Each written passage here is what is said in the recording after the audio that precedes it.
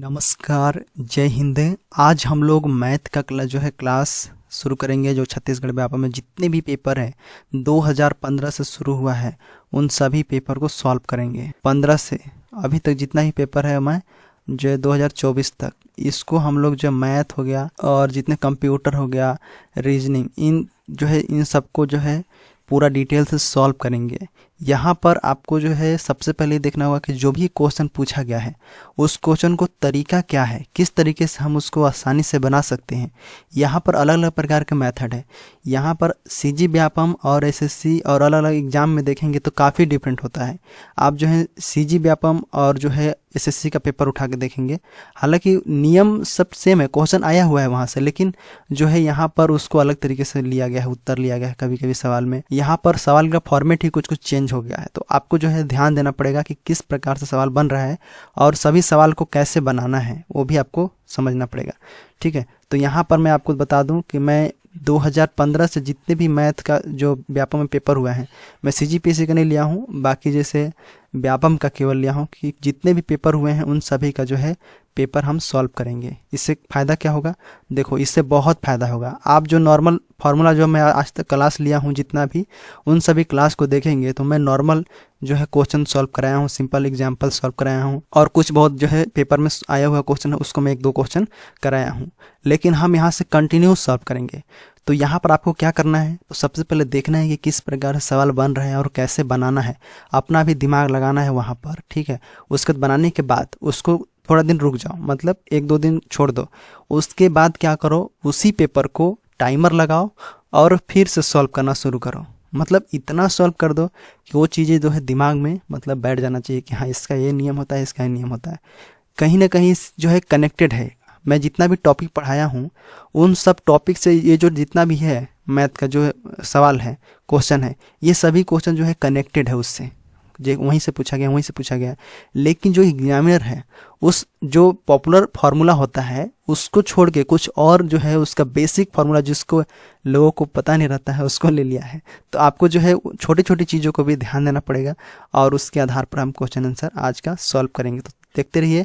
आप चाहें तो नोट्स बना सकते हैं, इसका पीडीएफ भी आपको जो है टेलीग्राम पर मिल जाएगा, जो कि चैनल बन चुका है। तो यहाँ पर देखिए लगभग इतना सारा पेपर है और मैं इधर भी आपको जो है पेपर दिखा, लगभग 40-50 पेपर होगा। और टेलीग्राम पर भी आपको जो है यहाँ पर ये लीव कमेंट करने का ऑप्शन आता है, इस पर आप कमेंट करके कुछ सवाल होगा पूछ सकते हैं और कुछ बता सकते हैं। मतलब जैसे टेलीग्राम में भी आप जो है एसएमएस कर सकते हैं।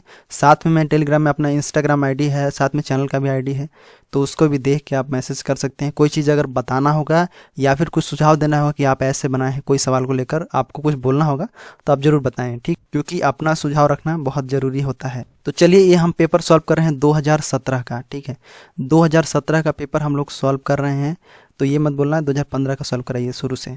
तो कोई बात नहीं, हम 2017 को सॉल्व करेंगे। उसके बाद जो है हम मतलब मैं टाइम बताते जाऊँगा कब का सॉल्व कर रहा हूँ, लेकिन ये सीजी व्यापम का पेपर है, इसको आप जो है सॉल्व कीजिए।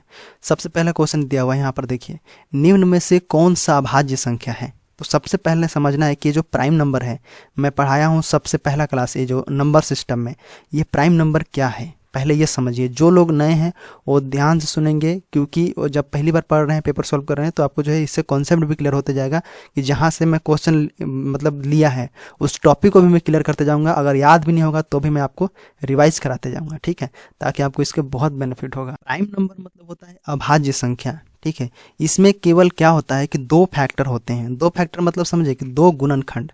क्या होता है? 2 फैक्टर होता है इसमें। या तो वो जो है संख्या है, कोई भी संख्या है, जैसे अगर कोई भी संख्या है वो जो है 2 से मतलब 2 फैक्टर होगा। एक तो 1 से जाएगा और एक जो है स्वयं से जाएगा, वो स्वयं से। अगर हम मान लेते हैं कि 19 का देखो हमको निकालना है कि 19 जो संख्या अभाज्य है कि भाज्य है, तो हमें क्या करना होगा, इसका फैक्टर निकालना होगा। तो हम जानते हैं कि 19 का फैक्टर केवल या तो 1 से जाएगा या फिर ये स्वयं 19 से जाएगा। तो मतलब हम कहेंगे कि 19 क्या है, ये एक प्राइम नंबर है। क्लियर है? तो यहाँ पर आपको ध्यान देना है कि प्राइम नंबर क्या है। अगर वहीं पर मैं भाज्य संख्या की बात करूँ तो भाज्य संख्या को बोलते हैं कंपोजिट नंबर। उसमें क्या होता है, अगर आप कोई भी संख्या जैसे 4 संख्या ले लें, आपको ये जो है कंपोजिट नंबर है। कैसे है? तो देखिए, ये स्वयं 1 से भाग जाएगा, मतलब 1 का गुणनखंड है, उसके बाद ये 2 का भी है और उसके बाद ये 4 का है। तो मतलब यहाँ पर देख रहे हो कि एक हो गया, 2 हो गया, 3 हो गया, मतलब यहाँ पर 3 फैक्टर हो जा रहे हैं। इसका मतलब ये है कि ये भाज्य संख्या है, जिसका 2 ही फैक्टर है, एक या तो 1 से जाएगा या फिर वो स्वयं संख्या से जाएगा, तो हम उसको क्या बोलेंगे, उसको प्राइम नंबर बोलेंगे, उसको अभाज्य संख्या बोलेंगे। ठीक है, तो ये कॉन्सेप्ट आपका क्लियर हो गया। चलिए हम इसको सवाल को अब बना के देखते हैं, यहाँ पर जो बताया गया है उसको निकाल सकते हैं। जैसे आपको 161 का निकालना है, तो 161 का आप इस प्रकार से लिख सकते हैं। 161 को आप करके ऐसे गुणनखंड, चाहे 1 से जाएगा नहीं जाएगा, 7 से जाएगा डायरेक्ट, तो 1 से जाएगा, 7 से जाएगा, आपको जैसे इस प्रकार से निकाल सकते हैं, कोई आपत्ति नहीं है। लेकिन मैं यहाँ पर आपको जो है इस प्रकार से आपको निकाल सकता हूँ कि इसमें किसका भाग जाएगा। ठीक है, अगर ये 1 का भाग जाएगा और स्वयं संख्या का जाएगा तो मतलब ये अभाज्य हो जाएगा।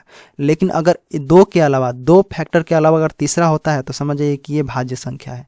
तो देखो इसमें जो भाग जाएगा हमारा 1 का जाएगा तो जाएगा, ठीक है। उसके बाद 7 का जाएगा, इसमें 7 का भाग देके देखो यहाँ पर चला जाएगा, 7 दूनी 14, यहाँ पर 17 21 हो जाएगा, चला जाएगा। उसके बाद 23 का, अगर हम 7 कर रहे हैं तो 23 का जाएगा, 23 से यहाँ पर हो जा रहा है 23।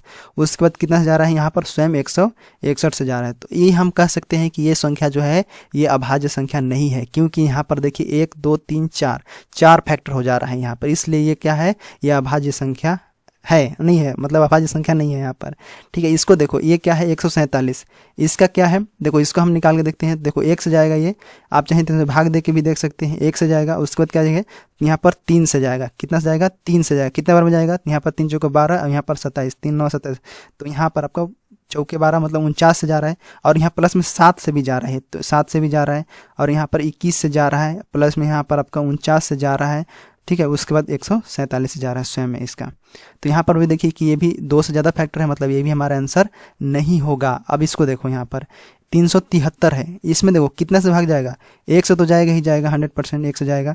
उसके बाद दूसरा फैक्टर क्या आएगा, तो यहाँ पर आप देखो कि इसके अलावा कोई भी संख्या से भाग देते हैं तो ये संख्या नहीं कट रहा है। इसका मतलब क्या है कि इसका जो फैक्टर है वो केवल स्वयं यही होगा, मतलब 3 7 3 होगा। उसके बाद इसका देखोगे तो कितना जाएगा, यहाँ पर देखोगे तो 1 का जाएगा इसमें, फिर 19 का जाएगा, फिर कितना जाएगा, 23 का जाएगा। ठीक है, फिर कितना जाएगा, 437 स्वयं जाएगा ऐसे। तो यहाँ पर देखिए कि ये संख्या हमारा ये भी नहीं होगा, हमारा राइट आंसर कौन सा होगा, सी वाला ऑप्शन यहाँ पर राइट आंसर का क्या होगा, 373। आप इसको चाहें तो भाग दे सकते हैं, इसको फैक्टर में गुणनखंड करके इसका देख सकते हैं। इस संख्या का आपका जो है केवल 1 प्राप्त होगा और स्वयं संख्या होगा। इसका मतलब क्या है कि अभाज्य संख्या जो है यहाँ पर केवल सी है। ठीक है, इसको हल्के में मत लेना, ये बहुत ईजी लग रहा होगा लेकिन आपको जो है यहाँ पर फंस सकते हैं, क्योंकि अलग अलग तरीके होते हैं मेथड निकालने का, जो कि मैं क्लास के दौरान बताया हूँ, और इसमें आप टाइम दे देते हैं तो बाकी सवाल आपका छूट सकता है। तो ऐसे में आपका जो है टाइम नहीं देना है, तुरंत निकालना है क्वेश्चन का। यहाँ पर संख्या दिया है क्या है, 112 नंबर में, वह परिमेय संख्या छांटी जहाँ परिमेय संख्या 2/-2/5 और -1/5 के मध्य स्थित नहीं है। आपको जो है इस पर सवाल मिला था एसएससी वाला में, यहाँ पर आया था कि स्थित में परिमेय संख्या ज्ञात कीजिए, 3 परिमेय संख्या ज्ञात कीजिए। तो आपको जो है यहाँ पर तो आसानी से ज्ञात कर लेते, लेकिन नहीं है, लिख दिया यहाँ पर। अब हम इसको बनाते हैं, कैसे होगा देखो, यहाँ पर परिमेय संख्या जानते हैं, जो हर वंश होता है P/Q के फॉर्म में लिखते हैं, उसको हम क्या करते हैं, परिमेय संख्या बोलते हैं। अगर P/Q में नहीं रहेगा तो आपका जो है वो परिमेय संख्या नहीं रहेगा। ठीक है, जैसे √2 करके बताया था मैं, √3, ये सब क्या है, परिमेय संख्या नहीं है, जिन्हें हम भिन्न में नहीं लिख सकते हैं, वो क्या है, अपरिमेय संख्या है। ठीक है, और जिसको भिन्न में लिख सकते हैं वो क्या है, जैसे 3/4, ठीक है, 5 यहाँ पर 7, 5/6 हो गया। तो इस प्रकार क्या है, ये क्या हो गया, ये भिन्न में है। ठीक है, तो यहाँ पर इस प्रकार से आपका जो है बताया भी था कि हर कौन अंश बड़ा क्या बड़ा, उसको मैं करके बताया था आपको। ठीक है, तो उसको आपको याद रखना है। तो ये आपका परिमेय संख्या के मध्य पूछा है, तो आप चाहें तो इस सवाल को बनाने के लिए इनको दशमलव में परिवर्तन करके जान जाएंगे कौन इसके बीच आने वाला है। जैसे दशमलव करके भी कर सकते हो, या फिर अगर आपके पास यहाँ पर नहीं बोला गया है ना, तो आप जो है परिमेय संख्या निकाल लो, तीनों का 3 परिमेय संख्या निकल जाएगा, जो नहीं निकलेगा वो आंसर हो जाएगा, वैसे भी निकाल सकते हो। जैसे आपको जो है यहाँ पर एक संख्या ऐसे आपको 1 है, यहाँ पर आपका 1/5 है। ठीक है, 1/5 यहाँ पर है, इसके बीच में 2 संख्या हम ज्ञात कर लेंगे, 3 ज्ञात कर लेंगे, तो हमारा जो बचेगा वो आपका जो है आंसर हो जाएगा। तो देखो यहाँ पर सबसे पहले ऐसे भी कर सकते हैं, जैसे 2/5 है। ठीक है, इसको 2/5 हम माइनस के लिख लेते हैं, प्लस का 2 संख्या निकालना है तो हम बीच का 2 से भाग देंगे, तो यहाँ पर आपका जो है टूट के ये संख्या को जोड़ के 2 से भाग देंगे तो निकल सकता है 5/2। अब इसको हम कैलकुलेशन करेंगे तो -2, ये हो जाएगा 3 -3/5/2, ये आपका 2 ऊपर चला जाएगा तो यहाँ पर हो जाएगा -3/10, 5 के गुणा 2 से हो जाएगा इस प्रकार से। तो ये -3/10, लेकिन यहाँ पर 3/20 आ रहा है। तो इस प्रकार से देखो 3/10 है, उसी प्रकार से आप यहाँ पर निकाल लेंगे -2/5, फिर 3/10 का निकालेंगे। किसका? देखो -2/5 यहाँ पर हो जाएगा -2/5, ये 10 हो जाएगा, और यहाँ पर नीचे इन दोनों का एलसीएम कितना हो जाएगा? 10 हो जाएगा। अब यहाँ पर जो है 5 दूनी 10, तो यहाँ पर कितना होगा? 2 दूनी 4 हो जाएगा यहाँ पर। ठीक है, भिन्न का आपको जोड़ बताया हूँ मैं, तो माइनस यहाँ पर 4 हो जाएगा। फिर यहाँ पर प्लस कर लो, बीच में ये पूरा प्लस हो जाएगा। 10 से कम 10, यहाँ पर -3 हो जाएगा। ये देखो इन दोनों को आपस में जोड़ देना है। क्लियर? बटे में 2 है, तो ये 2 जानते हो कि अगर यहाँ पर भाग देना रहता है तो एक संख्या पलट जाता है, गुणा में बदल जाता है।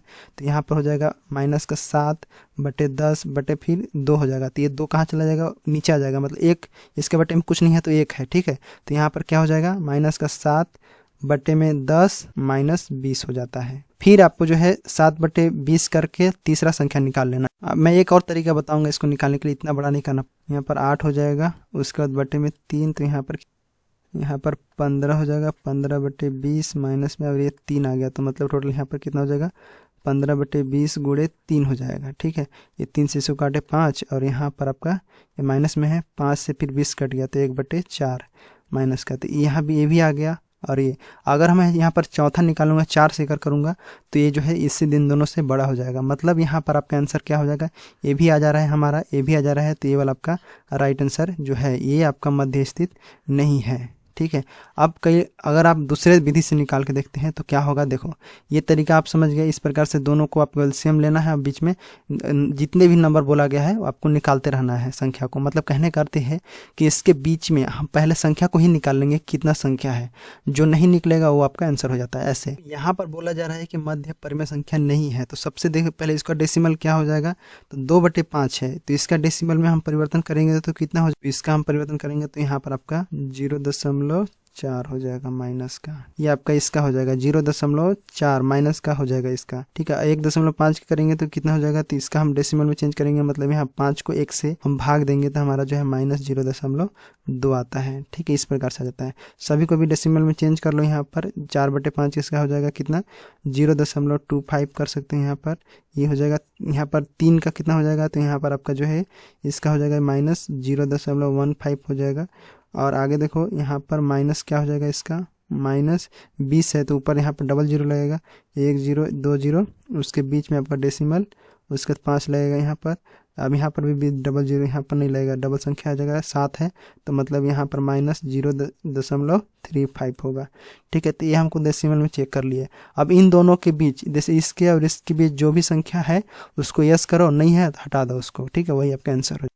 मतलब कहने का अर्थ ये है कि देखो 0.4 व 0.2 माइनस का ना, दोनों में, इन दोनों के बीच में जो है वो आपका है।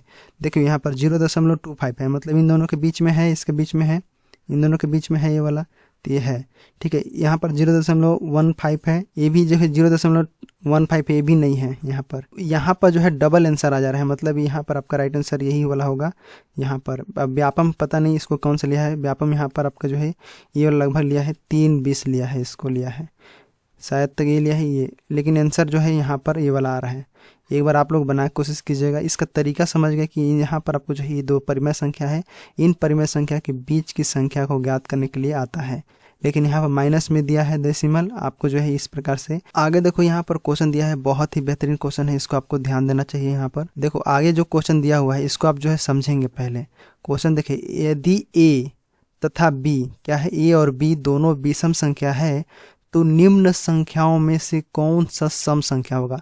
बहुत ही यहाँ पर तरीके से बताया गया है, इसको सोचना है, आपको समझना है। इधर जितना भी पार्ट क्वेश्चन है वो सब इसी टाइप से बनेगा। देखो पहले इस क्वेश्चन को समझना कि ए तथा बी दोनों विषम संख्या है। यहाँ पर संख्या नहीं लिखा है, लेकिन ए अज्यूम किया है कि दो जो है ए और बी दोनों विषम संख्या है, तो निम्न संख्याओं में से कौन सा सम संख्या होगी।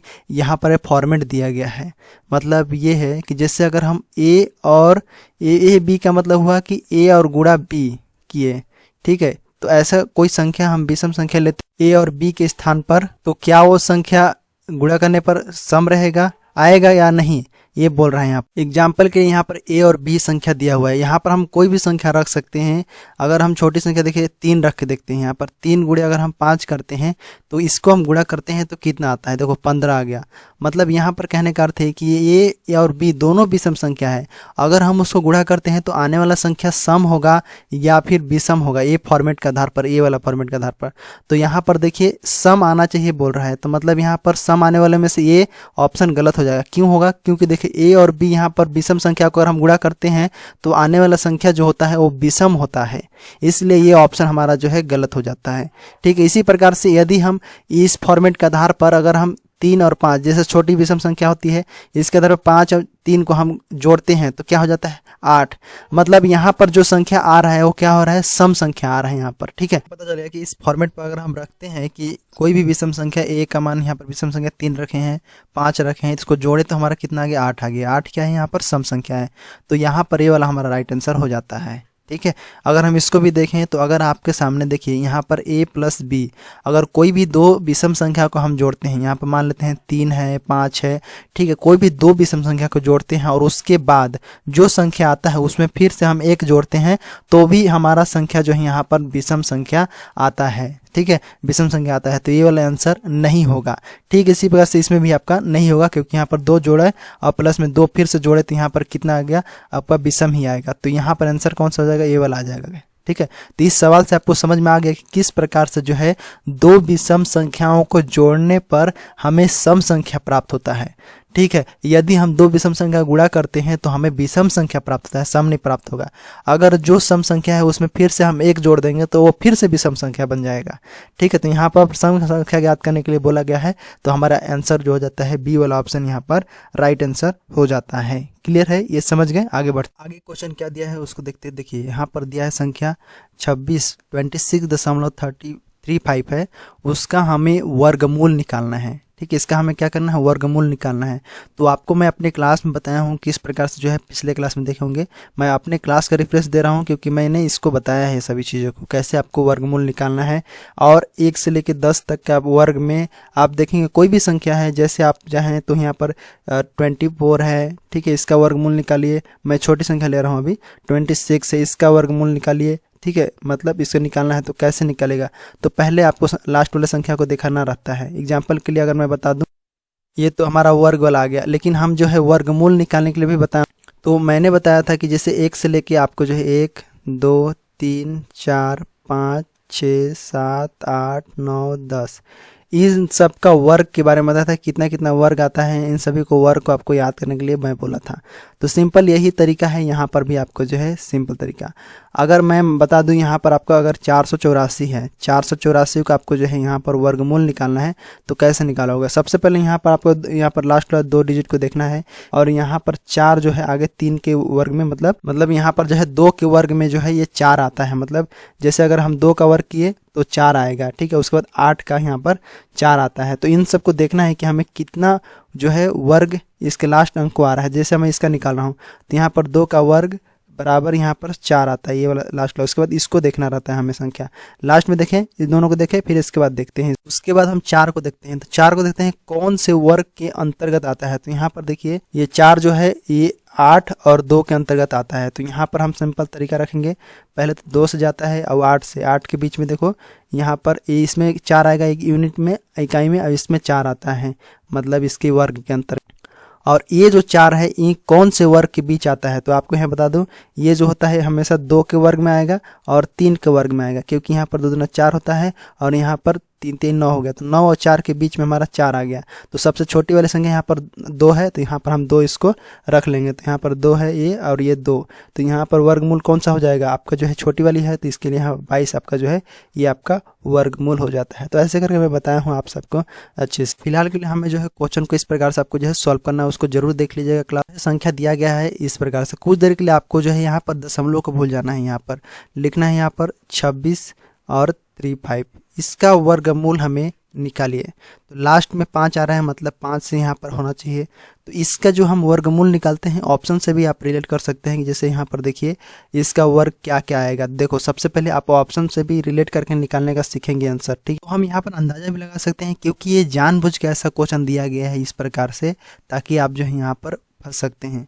ऐसा अगर नॉर्मल रहता कि यहाँ पर 30-25 का बताइए कितना है, या फिर आपको जो है यहाँ पर 27/4 का दिया रहता है इस प्रकार से, तो इसको तो आप आसानी से बना देते हैं आराम से। हाँ, यहाँ पर 52 होगा, 52 का होता है, यहाँ पर 30-25 का आपका 55 हो जाएगा। ऐसे तो आप बना लोगे आसान से, लेकिन इस प्रकार से जानबूझ के दिया गया है, तो आपको जो है यहाँ पर भी आपको ध्यान देना है। ये जो यहाँ पर दशमलव जो दिया गया इसको हटा दिए। अब जो यहाँ से आपको ऑप्शन को चुनो, ए बी, इन सबको वर्क करके देखो क्या होता है यहाँ पर।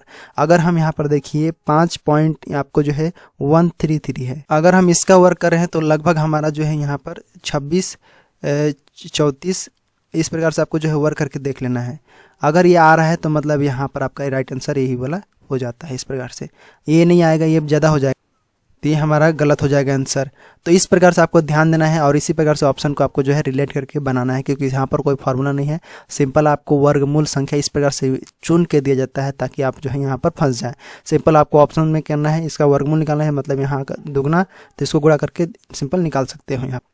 बाकी अगर इसको बताओगे तो यहाँ पर इसको तोड़ के फिर फैक्टर निकाल के फिर आपको यहाँ पर 2 के बाद दशमलव है तो यहाँ पर 1 के बाद लगाना पड़ता है। देखो 5 है, इस प्रकार से 1, ऐसे 3 3 ऐसे करके आपको जो है लगाना पड़ता है। यहाँ पर 2 के बाद है तो यहाँ पर आपका जो है 1 के बाद होगा। इस प्रकार से इसका भी आधा हो जाता है। नहीं समझे होंगे तो क्लासेस देख सकते हैं, उसमें मैंने बताया है किस प्रकार से दशमलव वाला वर्गमूल निकाला जाता है। आगे देखते हैं यहाँ पर क्या है 115। देखो यहाँ पर कैसे बनेगा, 2 भिन्नों में भिन्न ए और भिन्न बी का दुगना है, तो दोनों के भिन्नों के गुणनफल 2/25 है, तो भिन्न ए का मान क्या होगा यहाँ पर पूछा गया है। ये बी का दुगना है, तो ये तो भिन्न से जो क्वेश्चन पूछा गया है, तो कुछ नहीं करना है। यहाँ पर ए जो है बी का दुगना है, तो सिंपल यहाँ पर ए और बी 2 भिन्न है, तो हम लिख लेते हैं जैसे ए और बी 2 भिन्न है, ठीक है। ए भिन्न बी का दुगना है, तो ए बराबर कितना हो जाएगा, 2b का 2b का दुगना है, ठीक है। तो ए और बी का गुणनफल क्या है, मतलब ए जो और दोनों भिन्न का गुणनफल क्या है, ए और बी का गुणनफल जो है यहाँ पर आपका जो है 2/25 है। क्लियर है, यहाँ तो समझ में आ गया। उसके बाद यहाँ पर ए और बी हो गया, उसके बाद ये ए की जगह हम 2b रखेंगे, क्योंकि यहाँ पर ए का दुगना है ये, इसीलिए हम इसकी जगह पर ए का मान रखेंगे, तो यहाँ पर हो जाएगा 2b हो जाएगा ये गुणे b बराबर यहाँ पर 2/25 हो जाएगा। कोई प्रॉब्लम नहीं है यहाँ पर, ठीक है। इसी प्रकार से आपको निकाल। अब ये जो b है और ये b है, इन दोनों का गुणा हो जाएगा, क्योंकि गुणा है तो यहाँ पर b का स्क्वायर हो जाएगा, 2b² हो जाएगा। क्लियर है। उसके बाद यहाँ पर आपका ये 2/25 इधर बचा, ठीक है। ये स्क्वायर है, इस पर आएगा तो यहाँ पर रूट अंडर रूट में हो जाएगा। b बराबर यहाँ पर क्या हो जाएगा, तो देखो b क्या है, ये b को स्क्वायर रहने दो, ये जो 2 गुणा में है इसके भाग में चला जाएगा, 2/25 नीचे में आपका 2, तो ये 2 से ये 2 कट जाएगा, तो 1/25 बचेगा यहाँ पर।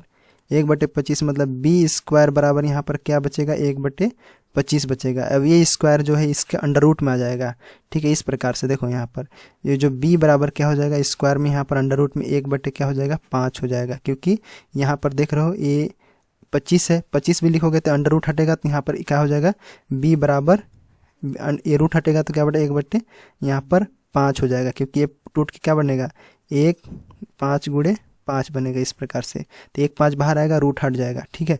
यहाँ पर तो b बराबर हमारा क्या आ गया, यहाँ पर 1/5 आ गया। सिंपल अब b का मान निकल गया तो हम a का भी मान निकाल लेंगे यहाँ पर। तो सिंपल a बराबर क्या था, यहाँ पर 2b था, ठीक है। इस प्रकार से तो b का मान यहाँ पर निकल गया है, तो 2 गुणे 1/5 हो जाएगा, और इधर हमारा a है, ठीक है। इस प्रकार से तो अब इसके बाद देखो यहाँ ये क्या हो जाएगा, ये जो है 2 का गुणा 1 से हो जाएगा, तो 2/5, तो a बराबर हमारा क्या हो जाएगा 2/5, ठीक है। तो हमारा पूछा कौन सा आ गया है, a का पूछा गया है, तो यहाँ पर 2/5 कौन सा है, यहाँ पर आपका c वाला ऑप्शन यहाँ पर राइट आंसर हो जाएगा। ऐसा क्वेश्चन पूछा जाता है और ये बहुत इजी है, लेकिन हम इतना लंबा खींच के ले गए। आप सिंपल तरीके से परीक्षा में बहुत शॉर्ट तरीके से बनाना, ठीक है। इसको बार बार प्रैक्टिस करोगे तो ये बहुत ही छोटा हो जाएगा, ठीक है। ये दोनों में से यहाँ पर ए बी का पहले तो जो है यहाँ पर देखिए ये a का बराबर 2b करना है, क्योंकि दुगना है, ये 2 भिन्न है, यहाँ पर इसका दुगना है, फिर उसके बाद गुणनफल है, उसके बाद यहाँ पर b का मान रख दिए, फिर यहाँ पर a का मान निकल गया, यहाँ पर सॉरी b का मान निकलना है, तो यहाँ पर 2b² हो गया, फिर अंडर रूट में आ गया, यहाँ पर तोड़ के इस प्रकार से आंसर आपका a आंसर हो जाता है। इस प्रकार से क्लियर है। चलो आगे देख। आगे क्या है क्वेश्चन, तो यहाँ पर देखिए आगे दिया है 116। पहले देखिए सवाल को पहले समझना है, आप एग्जाम में जाएंगे तो सवाल को पहले देखिएगा। दो व्यक्ति ए तथा बी, ठीक है, 4 किलोमीटर लंबी रेस दौड़ करते हैं, और यहाँ पर 4 किलोमीटर रेस दौड़ करते हैं। 1/4 किलोमीटर गोलाकार रेस में, किलोमीटर में है देखो, 1/4 गोलाकार रेस कोर्स में यदि उनका गति का अनुपात 5:4 है, मतलब ए जो ए का 5 है और बी का यहाँ पर 4 है, ठीक है, तो जीतने वाले को दूसरे वाले को कितनी बार पार करेगा ये पूछ रहा है यहाँ पर। तो देखो 1/4 का मतलब क्या हुआ, 1/4, यहाँ पर देखो सर्कल का मान हमारा, देखो इस प्रकार से ये सर्कल है, ठीक है, ये सर्कल है, यहाँ पर गोलाकार रस्सी कोस है, इसमें हम भाग रहे हैं, ठीक है, भाग रहे हैं, इस प्रकार से दौड़ रहे हैं। तो इसका जो पूरा लंबाई है यहाँ पर, मतलब यहाँ गोलाकार है, मतलब सरकमफेरस बोल रहा है, परिधि, परिधि का यहाँ मान दिया है 1/4 किलोमीटर दिया है, तो इसको हम मीटर में बदल लेते हैं तो कितना हो जाएगा, 1/4 मतलब यहाँ पर हो जाएगा 0.25 हो जाएगा मीटर, ठीक है, 0.25 मीटर हो जाएगा। क्लियर है। पहले हमें काउंट कर लेना है कि जो टोटल घूम रहे हैं इसमें टोटल कितना चक्कर है। अगर 4 किलोमीटर दौड़ रहे हैं तो कितना चक्कर घूमना पड़ेगा इसको पूरा करने के लिए। देखो ये देखो 4 किलोमीटर है और हमारा इसकी लंबाई से इसको भाग दे देना है, मतलब 0.25 से इसको भाग देते हैं तो हमारा कितना आता है, इसको कैलकुलेशन करोगे तो यहाँ पर 16 बार आता है, ठीक है, 16 चक्कर इसको काटना पड़ेगा सब दोनों को, ठीक है। अब देखो ए और बी है, तो यहाँ पर 5 है और इसका यहाँ पर 4 है, ठीक है, 5 और 4, 5 एक है और इसका 4 है, तो 5 चक्कर मारता है ये, तो एक बार पार करता है बी को, ठीक है। तो यहाँ पर 16 बार पार करना है, तो हम 16 बटे कितना कर देंगे, यहाँ पर 5 कर देंगे, तो यहाँ पर 5 3 15, मतलब लगभग यहाँ पर 3 बार ये जो है पार करेगा। आंसर हमारा कौन सा आ जाएगा, 3 बार हमारा ये वाला राइट आंसर हो जाता है। 5 3 15, मतलब यहाँ पर एक बच्चा, मतलब 3 बार यहाँ पर पार करेगा, जो बचेगा रहेगा वो पार करेगा। तो इस प्रकार से यहाँ पर अगर ए और बी दोनों शुरू करते हैं एक साथ, तो यहाँ पर जो है ए चलेगा यहाँ पर, तो टोटल जो है यहाँ पर ए पहुँच जाएगा 5 और एक का कम यहाँ पर रहेगा, जो है ए भागते रहेगा आगे, तो उसको कितना चक्कर काटेगा, तो यहाँ पर 3 बार जो है चक्कर काटेगा, ठीक है। तो इस प्रकार से सवाल यहाँ पर लॉजिकल दिमाग लगाना है। अगर आप इसको 10 मीटर में नहीं बदलते तो भी चल जाता है, ठीक है, इस यहाँ पर बस आपको चक्कर को काउंट करना है कितना चक्कर यहाँ पर टोटल होगा। अगर आप ऐसे भी करते तो यहाँ पर 4/1/4 ये कट जाता है, 1 मतलब 4 यहाँ पर लगभग 4 आता है, ठीक है। तो ये कैलकुलेशन करते तो यहाँ पर 16 चक्कर आता है, ठीक है। तो आप समझ गए, सवाल को पहले समझिए किस प्रकार से सवाल यहाँ पर पूछा जा रहा है। क्या इसमें कोई फार्मूला वगैरह रटने की जरूरत था, नहीं था। यहाँ पर सिंपल आपको जो है लॉजिकल दिमाग लगाना है। रेस गोला रेस यहाँ पर घूम रहे हैं यहाँ पर इस प्रकार से। एसबीआई अलग अलग एग्जाम में आया था, जैसे एक अलग स्टेट के एग्जाम आया था जो यूपी वाला में, वहाँ पर पूछा गया था सवाल कि ये जो है 50 मीटर दिया गया, मतलब ए का 50 बी का 50 करके दिया गया था और 250 मीटर इसको दिया गया था इस प्रकार से। तो उसको भी मैं आपको बताऊंगा, जो कि अगले पेपर में ये दिया गया है, यही सारे टाइप से सवाल पूछा गया है उसमें भी, ठीक है। तो इसको भी बताऊंगा यहाँ पर, समझ गए, इसको बस समझिए। यहाँ पर आपको जो है तरीका को समझना है कि कैसे बन रहा है, ठीक है। इस पेपर को मैं एक बार और सॉल्व कराऊंगा, क्योंकि ये जो है इसी टाइप से एक और पेपर आया हुआ है, तो उसी टाइप से ये भी सवाल मेंशन किया गया है, तो इसी टाइप से और क्वेश्चन आपको कराया जाएगा। तो आप जो है निश्चित रहिए, यहाँ पर जो चीज़ें नहीं समझ पा रहे हैं आसानी से, तो आप बस एक बार देख लीजिए अच्छे से कि इस टाइप से सवाल बनता है। उसके बाद और भी जो हम सवाल प्रैक्टिस करेंगे तो आपका क्लियर हो जाएगा। जरूरी नहीं है कि जो आपका जो है सवाल बन जा रहा है आपसे वही सवाल परीक्षा में आएगा, ऐसा नहीं है। आपका जो है नहीं बनेगा वही सवाल पूछता है ज़्यादातर, ध्यान देना। मतलब आपको प्रैक्टिस लगातार करते रहना है इस प्रकार से, ठीक है, सवाल को। बाकी मैं जो कॉन्सेप्ट वाला थ्योरी वाला जितना भी क्लास है मैं वो सबको बता दिया हूँ कि कहाँ कहाँ से जो इंपॉर्टेंट चीज़ें हैं, कैसे कैसे फार्मूला बनते हैं, लेकिन वहाँ पर जो है सीधा सीधा सवाल नहीं पूछता है, सिंपल, ठीक है। देख रहे हो आप, पैटर्न ही देखो किस प्रकार से पूछा गया है। जब पुराना पेपर इस हाल है तो आगे वाला पेपर कैसा होगा देखेंगे हम। 24 तक पेपर बनाएंगे हम लोग, इसीलिए यहाँ पर जो दिया गया है वो एप्टीट्यूड टाइप से दिया गया है। जैसे आप इसको सवाल को बना के देखिएगा, इसको बोल रहे एवरेज। एवरेज जानते हैं कि कुल संख्याओं का योग बटे संख्याओं के जो नंबर है, जो नंबर ऑफ संख्या, उसको डालना है। जैसे यहाँ पर अगर हम 2 बटे यहाँ पर 10 लिखा हुआ है, ठीक है, उसके बाद यहाँ पर दिया है प्लस करेंगे, इसको जोड़ना है तो 2 के पावर यहाँ पर 20 दिया हुआ है, क्लियर है। इसके बटे हम क्या करेंगे, 2 से भाग देंगे, यही तो औसत का फार्मूला है ना। तो यहाँ पर देखेंगे कि हम अगर 2 के 10 के फार्मूला ही हो गया, फिर यहाँ पर 2 हो गया, प्लस हम अलग अलग कर लिए इसको, ठीक है। 2 के यहाँ पर 20 हो गया और बटे में यहाँ पर 2 कर लिया, तो यहाँ पर कुछ नहीं है पावर, मतलब एक पावर है यहाँ पर, इन दोनों में भी एक पावर है। तो देखो यहाँ पर सिंपल हम जानते हैं कि भाग में कभी भी आप भाग में देखे होंगे कि जो आधार होता है, मतलब समान आधार होने पर आपका जो है क्या होता है, समान आधार होने पर यहाँ पर जो है घटता है, ठीक है। क्या होता है, घटता है, यहाँ पर जो संख्या नंबर होता है वो घट जाता है। तो यहाँ पर जैसे अगर कोई नंबर दिया हुआ है तो वो घटेगा आपस में। तो यहाँ पर देखिए 1 है, यहाँ पर 10 है, यहाँ पर 20 है, यहाँ पर 1 है, तो क्या हो जाएगा, 2 के पावर यहाँ पर 9 हो जाएगा, ठीक है। फिर प्लस हो जाएगा, ये प्लस यहाँ पर आ गया, फिर 2 के पावर यहाँ पर जो है 20 है, लेकिन यहाँ पर 19 हो जाएगा। ये जो है फॉर्मूला यहाँ पर आंसर आना चाहिए। जो एसएससी जो पेपर है उसमें यही लिया है, लेकिन यहाँ पर ऑप्शन को ही बदल दिया गया है। अब यहाँ पर खोजो ऑप्शन क्या होगा राइट आंसर। तो इसका और भी लॉजिकल तरीका अपना सकते हैं। जैसे यहाँ पर देखिए, आप चाहें तो यहाँ पर अगर टाइम है तो फटाफट आप जो है गुणा कर लीजिए 2 का 10 बार, ठीक है। नंबर छोटा है वैसे भी कर सकते हैं गुणा, ठीक है। यहाँ तो अगर हम 2 का गुणा हम ऐसे से करते जाते हैं तो लगभग हम 10 का कता करते हैं तो हमारा जो आता है यहाँ पर 1024 के आसपास आता है, मैं आपको बताया था, ठीक है। उसका फिर आधा कर दो इसका, जैसे यहाँ पर ये 10 का मान आया है, ठीक है, ये 10 का आया, तो ये 10 का आया हमारा, ठीक। इसका आधा कितना हुआ यहाँ पर जो है, मैं ऐसी लॉजिक लगा रहा हूँ रीजनिंग टाइप से, देख, ठीक ना। तो इसका आधा कितना हुआ, 500, मतलब 512 हुआ, ठीक है। लेकिन यही तरीका सही है, इसको आप सही मानना, ये तरीका सही है और यही फॉलो करते हैं मेथड। ध्यान रखना, सवाल यहाँ पर आंसर कोई भी आए, लेकिन मेथड यही है, यही फॉर्मूला सबको बनाना है। यहाँ पर मैं लॉजिक लगा रहा हूँ ऐसे दिमाग, ठीक है। देखो इसका आधा हम किया तो कितना आ गया, 512, फिर हम इसको आपस में जोड़ दिए तो कितना हो गया, 1536 हो गया, ठीक है। 1536 हो गया, जोड़े तो आया नहीं, हाँ 1536 हो गया ये वाला। तो 2 10 का मान ये होता है, 2 15 का मान ये होता है, तो 2 20 का मान इसका दुगना हो जाएगा।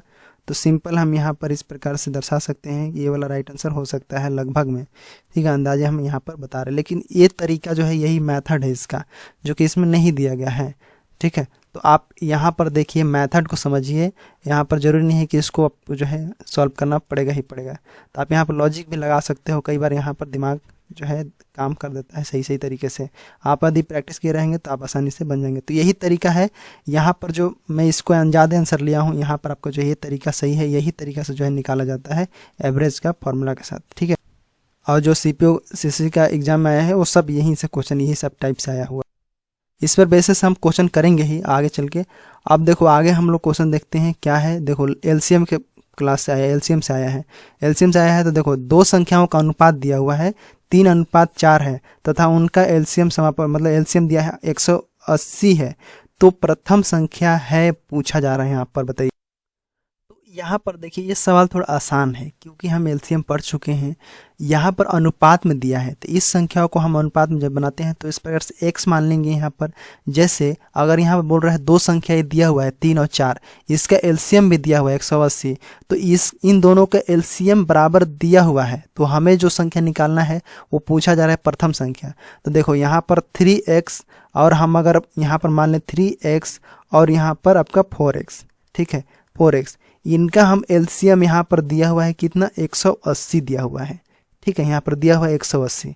तो सिंपल हम यहाँ पर इसको गुणा कर लेंगे, यहाँ पर कितना है, इन दोनों का गुणा के मान के बराबर होगा, चाहे आप गुणा कीजिए चाहे एलसीएम लीजिए। तो यहाँ पर इसका गुणा करेंगे यहाँ पर, तो 3x यहाँ पर गुणे 4x हो जाएगा, ठीक है, बराबर 180, क्योंकि गुणे के बराबर है इसका। तो यहाँ पर कितना हो जाएगा, 12x हो जाएगा, 12x और यहाँ पर 180 हो जाएगा। x का मान यहाँ पर रख दो, तो यहाँ पर 180 बटे में 12 काट दो इसको, 12 कम 12 25, यहाँ पर 60 हो जाएगा, ठीक है। तो x का मान यहाँ पर 15 आ गया, ठीक है। अब हमारा आंसर आने वाला है। देखो यहाँ पर 3x दिया है, प्रथम संख्या पूछा गया है, ठीक है। तो यहाँ पर 3x पूछा गया, प्रथम संख्या ये है, द्वितीय संख्या ये है, तो प्रथम संख्या 3x है, तो मतलब x का मान रखोगे तो यहाँ पर 3 गुणे 15 कर दो, 15 3 45। हमारा आंसर कौन सा हो जाएगा, यहाँ पर आपका आंसर सी वाला हो जाएगा 45। ये हमारा क्या हो जाएगा आंसर, ठीक है। तो इस प्रकार का आसान क्वेश्चन है, तो इतना लंबा मत करना, डायरेक्ट इन दोनों का यहाँ पर कैलकुलेशन करना, इसे भाग देना, एक ही स्टेप में खत्म, ठीक है। तो आपका आंसर हो जाएगा, x का मान निकला, उसके बाद सीधे गुणा यहाँ पर खत्म। तो इस प्रकार से आपका जो है यहाँ पर आंसर हो गया। बाकी समझने के लिए आपको जो है इस प्रकार से यहाँ पर लिखा गया है, ठीक है। तो आगे क्वेश्चन क्या है, देखो मैं आपको बिल्कुल ही शांत तरीके से यहाँ पर कोशिश करूँगा समझाने का। देखो यहाँ पर क्वेश्चन क्या दिया हुआ है, यहाँ पर कोई कट नहीं, यहाँ पर देखो ये दिया हुआ है, देखो 119 नंबर यहाँ पर दिया हुआ है। ए बी सी के वेतन का अनुपात 2-3-5 है। बी और सी के वेतन का योग, बी और सी को, ए को छोड़ो अभी, बी और सी को ए योग दिया है 8,000 रुपये। तो सी का वेतन ए के वेतन से कितना प्रतिशत है? यहाँ पर सी का ए से वेतन, जब हमारा ए निकल जाएगा तो जो है यहाँ पर सी का ही पता चल जाएगा हमारा सी। इन दोनों का पता करना जरूरी है। उसके बाद हम इन दोनों का परसेंटेज कर देंगे और हमारा आंसर आ जाएगा। मतलब इन दोनों का मान मतलब ऐसे रख देंगे, सी का बटे में हमारा ए का मान हो जाएगा, उसके बाद गुणे हम 100 कर देंगे तो हमारा परसेंट निकल जाएगा। उससे पहले हमें ये निकालना पड़ेगा कि इन लोगों का मान कितना कितना आ रहा है। तो जैसे एग्जांपल यहाँ पर देखेंगे, जैसे हमें पहले बताया कि एक्स हम लगा देंगे। जैसे यहाँ पर ए और बी और सी का अनुपात यहाँ पर दिया गया है, कितना दिया है? तो हम यहाँ पर 2, 3 और 5 दिया है। तो इन लोगों को एक्स मान लेते हैं, ठीक है, एक्स कर लोगे तो यहाँ पर कितना हो जाएगा? 2x हो जाएगा ए का, ठीक है, और बी का कितना हो जाएगा यहाँ पर?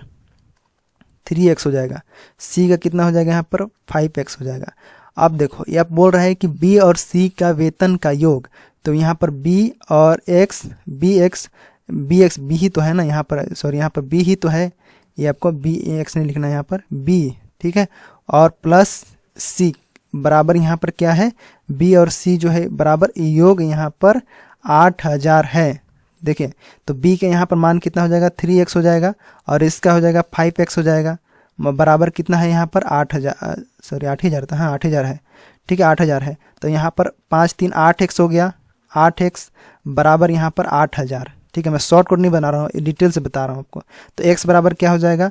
यहाँ पर 8 है, इसके भाग में चला जाएगा 8,000, तो टोटल कट के यहाँ पर 1,000 आ जाएगा इसका, ठीक है। x का मान यहाँ पर क्या आएगा? ये आ गया यहाँ पर 1,000 आ गया, ठीक है। अब देखो ए और सी का मान ए का सी से मान ज्ञात करना है, तो यहाँ पर x का मान आ गया, तो हमारा जो है ए का भी मान आ जाएगा। कैसे? तो देखो यहाँ पर एक ए बराबर कितना है? तो ए बराबर यहाँ पर 2x है, ठीक है, ए का मान 2x है। तो यहाँ पर x का मान रखोगे तो कितना हो जाएगा? ये बराबर 2 गुणे 1,000 कर दोगे यहाँ पर x का मान, तो हमारा कितना आ जाएगा? ये आपका 2,000 आ जाएगा। कितना आ जाएगा यहाँ पर? 2,000 रुपये आ जाएगा, ठीक है। और उसी पर सी का भी निकाल लो यहीं पर से, तो सी का निकालोगे तो कितना है? सी का यहाँ पर देखेंगे तो 5x है, ठीक है, 5x है।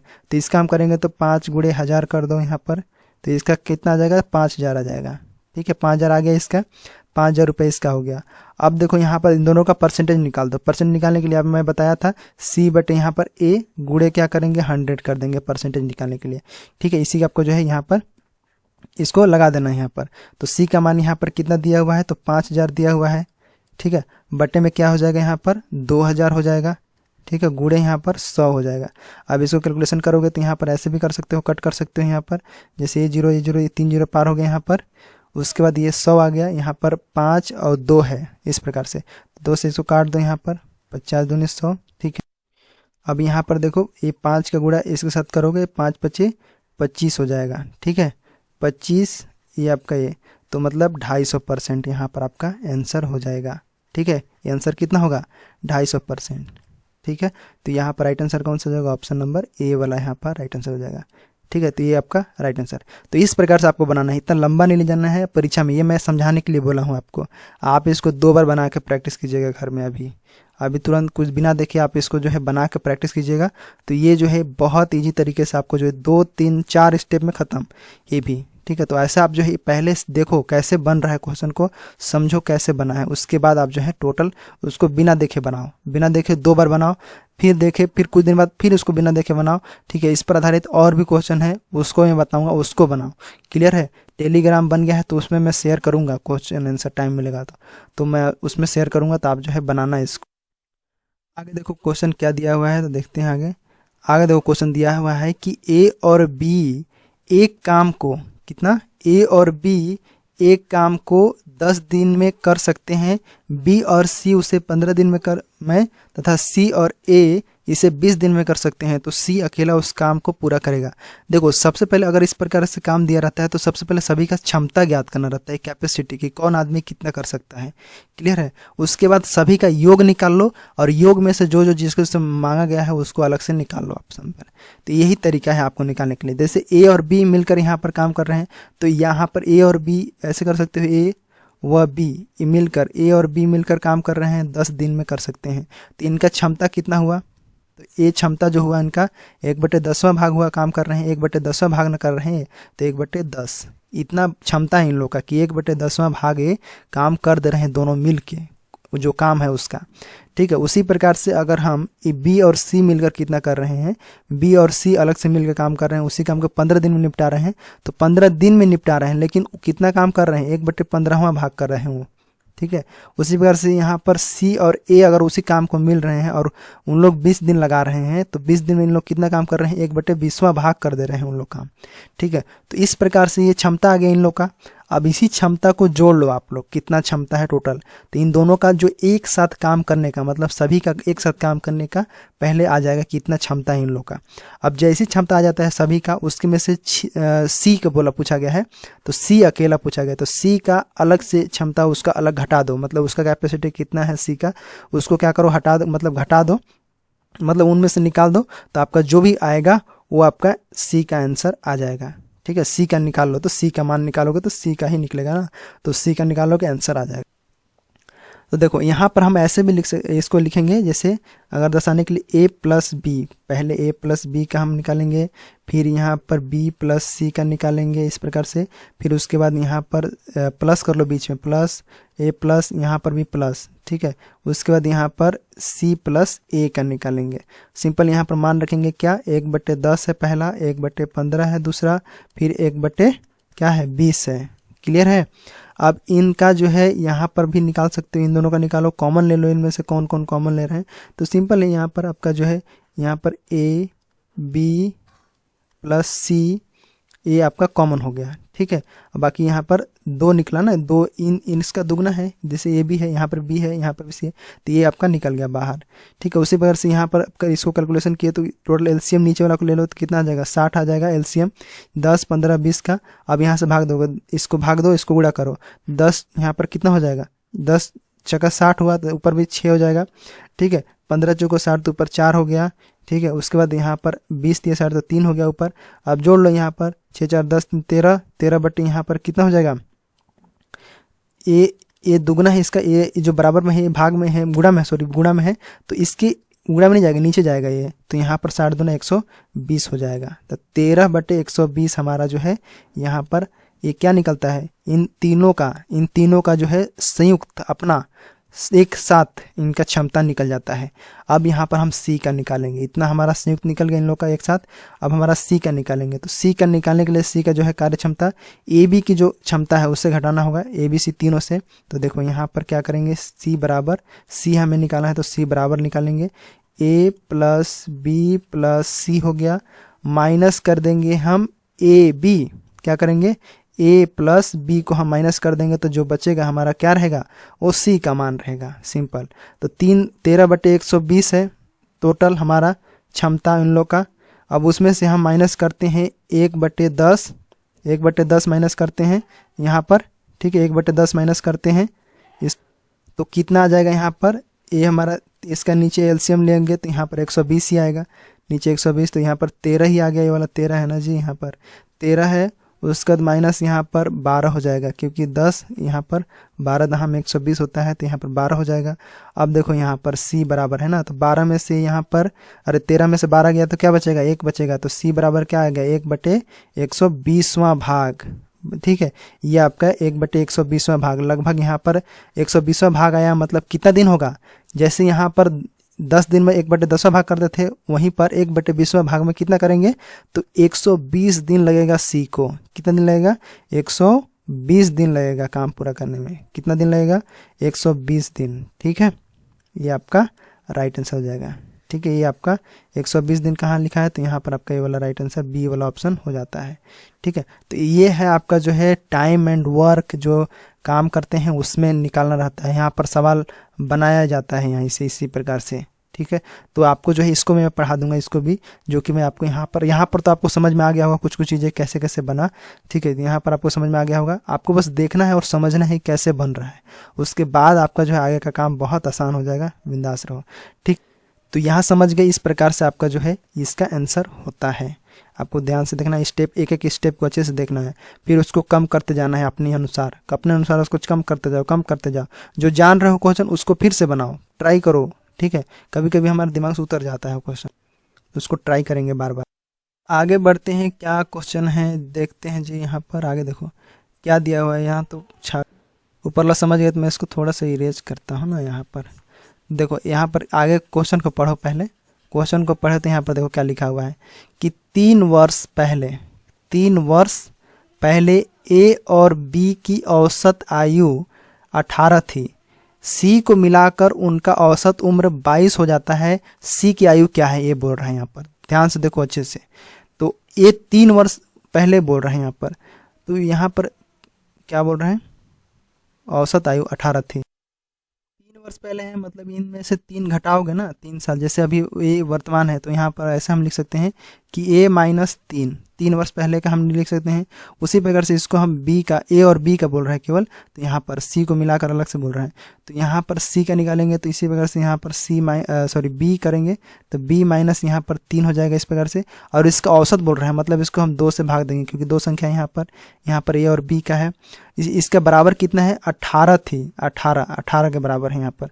तो सिंपल हम इसको कैलकुलेशन करेंगे, तो यहाँ पर कितना हो जाएगा, ये हो जाएगा आपका ए प्लस माइनस वही वाला फार्मूला लग जाएगा, ए बी, उसके बाद माइनस का जो माइनस कितना हो जाएगा, 6 हो जाएगा। ए माइनस और ए माइनस दोनों जुड़ेगा तो क्या हो जाएगा, यहाँ पर 6 हो जाएगा, ए और बी प्लस में हो जाएगा।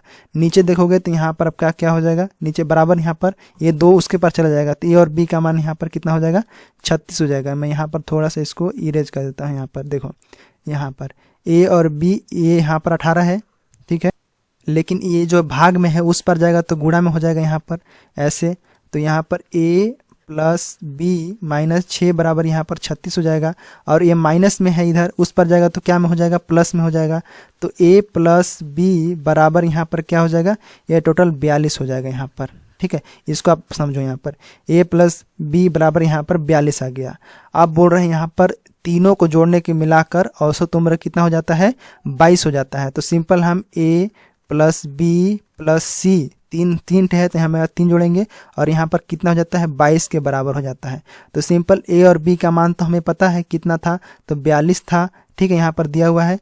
और उसके बाद प्लस में हमारा सी है, अब बराबर यहाँ पर कितना हो जाएगा, ये 3 हमारे इधर क्या में है, भाग में है, उस पर जाएगा तो क्या में हो जाएगा, गुणा में हो जाएगा। तो 22 गुणे हम 3 कर देंगे, ठीक है। तो यहाँ पर कितना हो जाएगा, 42 प्लस सी बराबर 66 हो जाता है। क्लियर है। अब देखो यहाँ पर ये सी इधर रह जाएगा और उस पर 42 जाएगा, तो इधर प्लस में है, उस पर जाएगा तो क्या हो जाएगा, माइनस में हो जाएगा। तो 66 माइनस यहाँ पर 42 हो जाता है यहाँ पर, ठीक है। 42 इसको घटा दो तो यहाँ पर कितना बचा, 4 यहाँ पर 24, मतलब सी का मान यहाँ पर कितना हो जाएगा, 24 साल। ये आपका आंसर, ठीक है, कोई दिक्कत नहीं है। यहाँ पर आंसर आपका जो है ये सी वाला ऑप्शन, यहाँ पर 24 कहाँ है, तो ये ऑप्शन इज राइट आंसर हो जाता है। क्लियर है, ठीक है। तो समझो पहले यहाँ पर किस प्रकार से आया। सिंपल यहाँ पर ए बी के एवरेज पहले निकाला यहाँ पर, तो ये 18 के बराबर था। फिर उसके बाद यहाँ पर ए बी का मान निकल गया, उसके बाद तीनों का मिलाकर यहाँ पर औसत उम्र 22 था, इसीलिए तीनों को जोड़े उसका एवरेज निकाले। जानते हो ना कि जितने भी संख्या हो उसका योग बटे संख्याओं नंबर है, ऑप संख्या इस प्रकार से। तो यहाँ पर नीचे नंबर डाल दिए, बराबर 22 के बराबर था, तो सिंपल यहाँ पर आपका जो है इसको कैलकुलेशन किए, ये यहाँ पर इस प्रकार चला गया, इस प्रकार से बन गया है, ठीक है। तो यहाँ पर समझ में आ गया। आपको इसी टाइप से बनाना है, बार बार बनाना है, तो आपको जो है स्टेप कम होते जाएगा धीरे धीरे, ठीक है। प्रैक्टिस होता जाएगा, दिमाग में बैठ जाएगा सब। हमको स्टेप को समझना है, आंसर ला के यहाँ क्या करेंगे, सबसे पहले हमको जो स्टेप को समझना है कैसे बन रहा है क्वेश्चन, ठीक है। तो आगे देखो यहाँ पर 122, एक पिता ने पुत्र से कहा, तुम्हारी वर्तमान आयु के बराबर उम्र का मैं था जब तुम पैदा हुए थे। यदि पिता की आयु अभी 36 वर्ष है तो पुत्र की आयु 5 वर्ष पहले कितनी थी, यहाँ पर बोल रहा है। अब हम इसको बनाएंगे, इसको बना के दिखाइए। देखो आपने 10वीं 12वीं में पढ़ा होगा, एक्स मान लीजिए, पिता का माना एक्स, तो सेम वही है, आप बना सकते हो। आप इसका ट्रिक भी जानते होंगे तो कोई दिक्कत नहीं है, ट्रिक से भी सिंपल यहाँ पर गुणा कर दोगे, 18 5 घटा के आ जाएगा आंसर, ठीक है। तो आप जो है पहले हम उस तरीका से बनाते हैं, किसको, माना। देखो माना यहाँ पर पिता की वर्तमान आयु हम माने कितना, एक्स मान लेते हैं, कोई दिक्कत नहीं है, एक्स है। और पुत्र की वर्तमान आयु हम मानते हैं, वर्तमान आयु जो है यहाँ पर मान लेते हैं, उसका हम मान लेते हैं वाई। क्लियर है, कोई प्रॉब्लम नहीं है। तो x का मान मतलब पिता का मान यहाँ पर दिया हुआ है कितना, 36 दिया हुआ है। ठीक है, तो यहाँ पर हम अगर y का निकालेंगे, इसी समय निकालेंगे, तो सिंपल क्या करेंगे, यहाँ पर देखो x किए, अब माइनस हम y कर देंगे, बेटा की उम्र को घटा देंगे पिता की उम्र से, तो कितना आएगा, बराबर जो पिता की उम्र मतलब जो उस समय पिता की उम्र था उस समय बेटा का जो उम्र था उस उम्र से घटा देंगे, तो जो बेटा का उम्र था वो बचेगा अभी का। ठीक है, तो यहाँ पर y हो गया इस प्रकार से। तो यहाँ पर x का मान आपको दिया हुआ है, ये x है, x है, x का मान अभी नहीं लिखना है ना, यहाँ पर x लिखना है, उसके बाद ये जो y है उस पर जाएगा तो प्लस में हो जाएगा, तो यहाँ पर 2y हो जाएगा।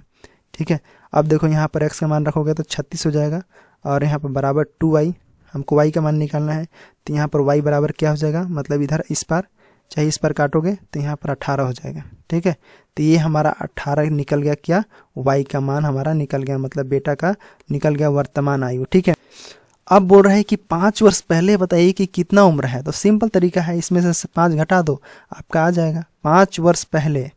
5 वर्ष पहले बोल रहा है कि जो पुत्र है उसका आयु कितना होगा, तो 18 में से सिंपल माइनस कर दो 5 वर्ष। ठीक है, तो यहाँ पर कितना आ जाएगा, टोटल 13 वर्ष आ जाएगा। ठीक है, तो राइट आंसर क्या हो जाएगा यहाँ पर जी, 13 आंसर, ये आपका राइट आंसर हो जाएगा। सिंपल है ना यहाँ पर। तो इस प्रकार से आंसर बना। इसमें कितना टाइम लगा, अगर आप उस तरीके से बनाओगे सिंपल, तो अभी का निकालोगे और उसके बाद घटा दोगे जो उम्र है पहले की उम्र से। ठीक है, 5 वर्ष पहले ले जाओगे, घटा दोगे 5 वर्ष, जितना भी पहले बोला गया है, चाहे 10 वर्ष बोला गया है, चाहे 20 वर्ष, तो यहाँ पर सिंपल आपको माइनस कर देना है। पहले वर्तमान का उम्र तो जानो, फिर उसके बाद माइनस कर देना आगे वाला, मतलब जो उम्र पूछा गया है। तो लगभग देखो 1 घंटे का क्लास हो चुका है यहाँ पर। अब देखो आगे क्वेश्चन दिया है, मैं इसको चाहता हूँ कि कल चाहे थोड़ा देर में इसको दूसरे क्लास में मैं इसको बनाऊँ। ठीक है, तो इसको जो है आप बना के दिखाइएगा, इसको शायद आप ट्राई कीजिएगा। ये क्वेश्चन हो गया एक ठे, आपसे बनेगा तो कोशिश कीजिएगा ये वाला, और ये जो है एक ठो 24 नंबर इसको। ठीक है, टाइम मिलेगा तो आप जो है यहाँ पर अगर आप फॉलो करते होंगे तो ज़रूर इसको बनाने का प्रयास। मैं इसको थोड़ा सा पढ़ लेता हूँ, आपको हिंट दे देता हूँ। देखो, एक कार बिना कोई रुकावट का 80 किलोमीटर प्रति घंटे की रफ्तार से जा रही है, परंतु जब रुकावट हो जाती है तो उसकी चाल घटकर 60 किलोमीटर प्रति घंटा हो जाती है। कार में उत्पन्न रुकावट की दर क्या है, मतलब वो स्लो हुआ है, उसको दर क्या है। तो देखो ये स्पीड, मतलब ये जो पहला जब बिना रुकावट का पहले वाला है चाल, मतलब शुरुआती में जो चल रहा था, और बाकी जैसे रुकावट आया तो 60 किलोमीटर हो गया, तो दोनों का डिफरेंट कितना हुआ यहाँ पर, आप बोलेंगे 20 किलोमीटर प्रति घंटा। तो 20 किलोमीटर प्रति घंटा क्या हुआ, अंतर हुआ उसका, उतना जितना में चल रहा था उतना में से 20 किलोमीटर अंतर हुआ। तो रुकावट की दर पूछ रहा है, तो रुकावट की दर पूछ रहा है, मतलब यहाँ पर 80 के ऊपर निकलेगा। ठीक है, 80 के ऊपर निकलेगा, तो 80 तो पहले था, जितना था मेन स्पीड था, हमको निकालना है कि उत्पन्न रुकावट की दर। तो सिंपल यहाँ क्या करना है, 80 को नीचे रखिएगा, ऊपर 20 रहेगा, 20/80 गुणे 60 कर देना, क्योंकि 60 किलोमीटर क्या हुआ, ये घट जाती है, इसलिए यहाँ पर इसी के यही पर दर ना पाएगा ना इसके ऊपर, तो यहाँ पर हम इसको रख देते हैं, बाकी हम कैलकुलेशन करके यहाँ पर आ जाता है आंसर। समझ गए, तो आपका कैलकुलेशन कीजिएगा तो आ जाएगा। आगे देखो मैं इसको ही बताता हूँ। देखो पेन वाला क्रैमुल विक्रैमुल से क्वेश्चन है। क्रैमुल को हम सीपी बोलते हैं। 8 कलम यहाँ पर बोल रहा है, 8 कलम, 12 कलम की खरीद 8 कलम की बिक्री के बराबर है। तो 12 इंटू सीपी 8 एसपी, मतलब 8 गुणे एसपी। जैसे अगर हम 12 देखो 12 सीपी जो है बराबर किसके बराबर है, 8 एसपी के बराबर है। ठीक है, तो यहाँ पर कितना हो जाएगा, ये देखो एसपी बटे सीपी बराबर 12 बटे यहाँ पर कितना हो जाएगा, 8 हो जाएगा।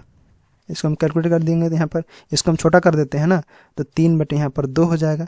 तो ये आपका जो है क्या आ गया, मतलब क्रैमुल 2 आ गया, 2 यूनिट, एक क्रैमुल हो गया, और ये जो हमारा ऊपर वाला विक्रैमुल हो गया। अब इन दोनों से लाभ का गणना कर लो, कितना हो जाएगा, एक यूनिट हो जाएगा लाभ, और लाभ का प्रतिशत निकाल दो, हमारा आंसर आ जाएगा। ठीक है, तो ये आप जो है अगले क्लास में बना के रखेंगे तो बना लीजिएगा। आगे भी क्वेश्चन मैं आपको बना के दिखा दूंगा इसको भी। ठीक है, इस प्रकार से जो है पूरा पेपर सॉल्व करना है ना, ज़्यादा नहीं है, 140 क्वेश्चन है। ठीक है, और भी पेपर हमें जो है हिंदी का और सब्जेक्ट इंग्लिश का भी करना है, तो जल्दी जल्दी पेपर को कंप्लीट करेंगे।